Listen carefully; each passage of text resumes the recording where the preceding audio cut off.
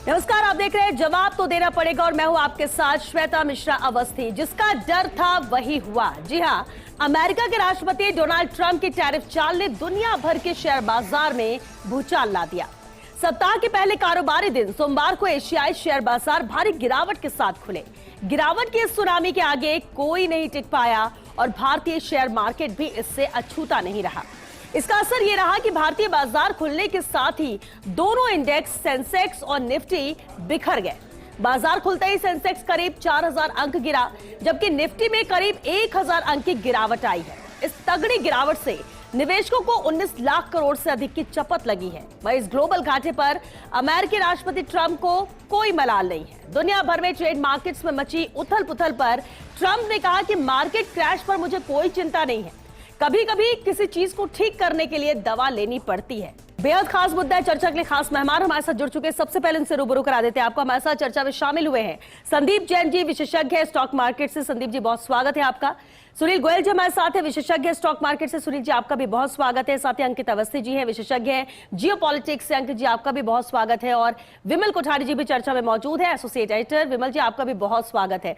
बेहद खास मुद्दा है क्योंकि ये सिर्फ असर इसका भारत ही नहीं पूरी दुनिया में पड़ रहा है। और सुनील गोयल जी, अब जिस तरह से अभी संदीप जी ने भी कहा, बेहद अहम बात कही कि अब इंतजार कर सकते हैं और हो सकता है कि इसमें कुछ बदलाव हो, लेकिन ट्रंप के रवैये से तो ये नजर नहीं आता है। लॉन्ग टर्म के लिहाज से अगर बात करूं, क्या असर आपको लगता है कि हो सकता है? आपका इसे मार्केट को लेकर, आज के मार्केट को लेकर मत क्या है? देखो, मेरा मानना ये है कि जितने भी राष्ट्राध्यक्ष हो, चाहे वो किसी भी देश के हो, वो जब भी कोई पॉलिसी अपने देश के लिए बनाए, ठीक है, वो अपने देश का ही तो देखे, लेकिन साथ में कुछ पैरामीटर्स को उनको और देखना चाहिए कि उनकी किसी भी पॉलिसी को बनाने से सबसे पहले उनका वोट बैंक खराब होगा, अच्छा होगा।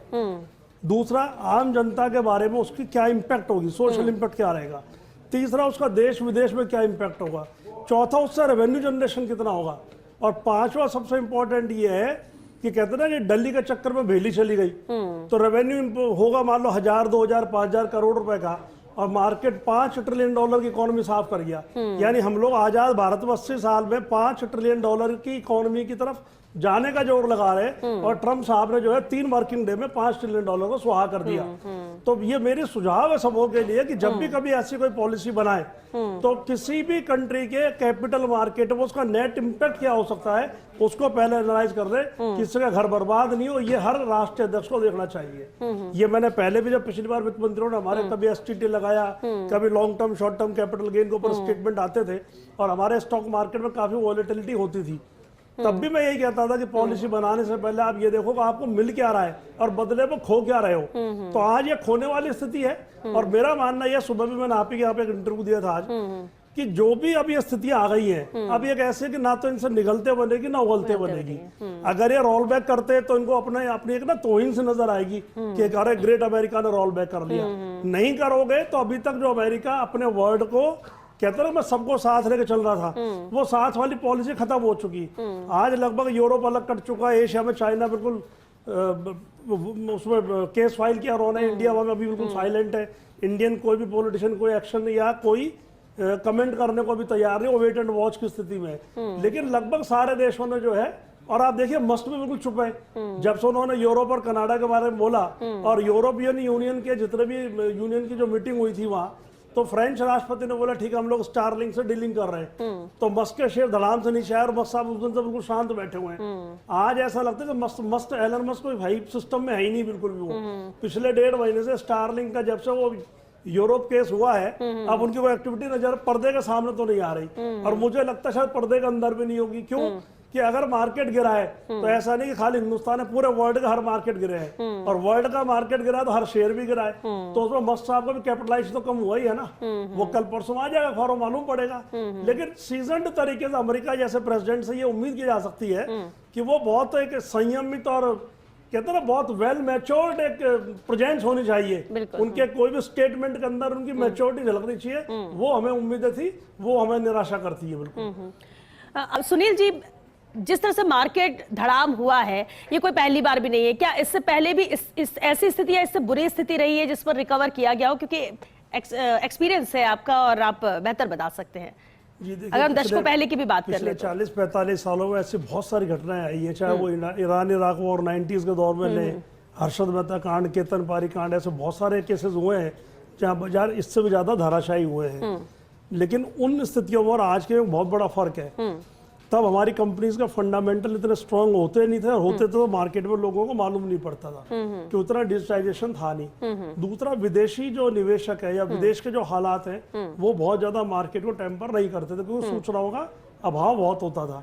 आज ये बहुत जल्दी में फटाफट आती है न्यूज निकल के, तो बहुत इमीडिएट एक्शन होता है या रिएक्शन होता है। अब जिस भी इन्वेस्टर ने पिछले 7 दिन में पैसा खोया और वो इतना पैसा खोज को दोबारा उठेगा भी कि नहीं उठेगा, या कितना उठेगा, वापस हिम्मत करेगा, ये बहुत बड़े इश्यूज है।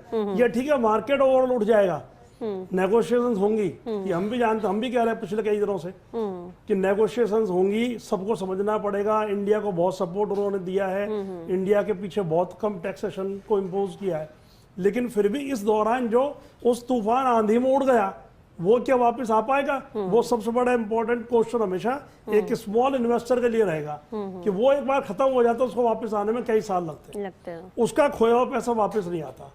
तो ऐसे कभी भी पॉलिसी बनाए तो कम से कम ये लोग उस स्टेज के लोगों का ध्यान जरूर रखें कि जो मरने को तैयार बैठा हो, कि उसको मरने नहीं देना है अपने। मेरा पर्पज ये है कि हर बड़ा जो भी पॉलिसी मेकर हो किसी भी कंट्री में हो, वो बॉटम लेवल तक का ध्यान जरूर रखे कि सिर्फ बड़े लोग बाजार को नहीं चला सकते।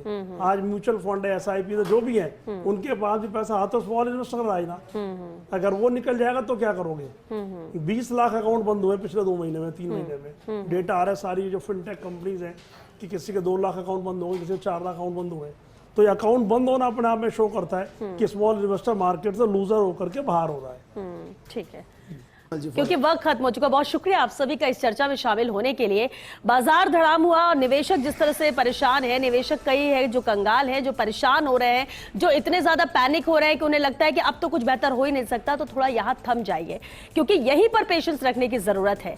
स्थितियां पहली बार ऐसे नहीं हुई है, कई बार ऐसा हुआ है, लेकिन उसके लिए आपको पेशेंस रखना होगा। जहां है वहां रुकना होगा, और शेयर्स खरीद सकते हैं तो खरीदिए, मार्केट में अपना इन्वॉल्वमेंट बनाकर रखिए, क्योंकि मार्केट का काम ही है नीचे आना, ऊपर जाना। जब नीचे आता है तो इतने दुखी होते हैं, ऊपर जाता है तो उतने ज्यादा उत्साहित होते हैं। तो थोड़ा उत्साह बनाकर रखिए, क्योंकि ये कुछ पल की बात है, कुछ महीनों की बात है, इसके बाद सब कुछ ठीक हो, जिस तरह से हमारे एक्सपर्ट्स भी कह रहे हैं। बस उम्मीद कायम रखिए और मजबूती के साथ डटे रहिए अपने शेयर्स के साथ, क्योंकि ये एक लंबे वक्त से आप कर रहे होंगे, लेकिन एक पल में, एक झटके में नेगेटिविटी मत हावी होने दीजिए और इंतजार करने की जरूरत है, क्योंकि इंटरनेशनल लेवल पर जब चीजें हो रही हैं तो उसका रास्ता भी जल्द निकलेगा, सही निकलेगा, और फायदा जरूर होगा आम आदमी को भी। चलिए, इसी के साथ हमें दीजिए इजाजत। नमस्कार।